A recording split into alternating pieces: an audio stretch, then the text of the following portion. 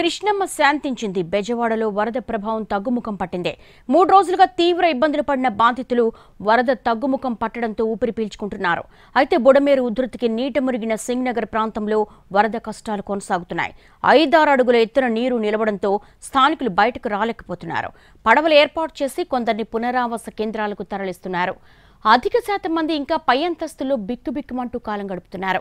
ప్రధాన రహదారుల వెంబడి ఉన్న వారికి ఆహారం, తాగునీరు అందుతున్నా లోపలి ప్రాంతాల్లోని వారు తీవ్ర ఇబ్బందులు పడుతున్నారు. బయటకు రావాలంటే పడవలు కూడా లేవు, విద్యుత్ లేదు, తాగునీరు నిండుకుందని వాపోతున్నారు. విజయవాడలో వరద పరిస్థితి, పునరావాస కార్యక్రమాలు పుంజుకుంటున్నాయి.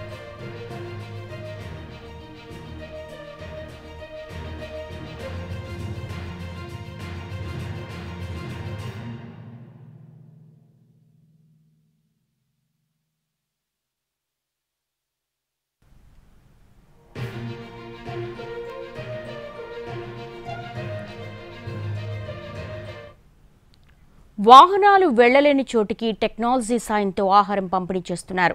ఇందుకోసం డ్రోన్లు, హెలికాప్టర్ల సాయం తీసుకుంటున్నారు. దాదాపు 10,000 మందిని పునరావాస శిబిరాలకు తరలించారు. అక్షయ పాత్ర సంస్థ ద్వారా వరద బాధితులకు ఆహారం అందిస్తున్నారు. డ్రోన్ల ద్వారా 8 నుంచి 10 కిలోల బరువున్న ఆహారం, మందులు, తాగునీటిని సరఫరా చేస్తున్నారు. దీంతో వీలైనన్ని ఫుడ్ డెలివరీ డ్రోన్లను సిద్ధం చేసుకుని లోతట్టు ప్రాంతాల్లో చిక్కుకుపోయిన బాధితులకు పంపిణీ చేస్తున్నారు.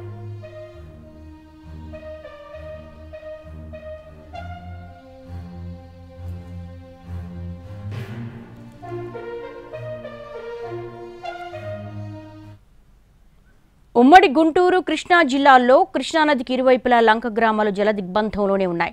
అక్కడి ప్రజలను అధికారులు హుటాహుటిన ఖాళీ చేయించి పునరావాస కేంద్రాలకు తరలించారు. గుంటూరు జిల్లా పరిధిలో 17 లంక గ్రామాలకు రాకపోకలు నిలిచిపోయాయి. విద్యుత్ సరఫరా స్తంభించింది. మహిళలు, గర్భిణీలు, వృద్ధులు సహా వైద్య సాయం అవసరమైన వారిని పడవల్లో తరలించారు. అజిత్ సింగ్ నగర్ పరిసర కాలనీలో వీలున్న చోట్ల మొబైల్ టవర్ లైట్లు ఏర్పాటు చేశారు. దీంతో పాటు జనరేటర్ల ద్వారా వీధి దీపాలకు విద్యుత్ సరఫరా చేస్తోంది. ముందు జాగ్రత్త చర్యగా వరద ప్రభావిత ప్రాంతాల్లో 2 రోజుల క్రితమే అధికారులు కరెంటు నిలిపేశారు. పునరుద్ధరణకు మరో 2 రోజులు పట్టే అవకాశం ఉంది. కరెంట్ ఇస్తే ప్రమాదాలకు ఆస్కారం ఉందని, ఎర్తింగ్ లోపాలు ఉన్నట్లయితే ఇళ్లలోకి చేరిన వరద కారణంగా ప్రజలు షాక్ గురయ్యే ప్రమాదం ఉందని అధికారులు చెబుతున్నారు.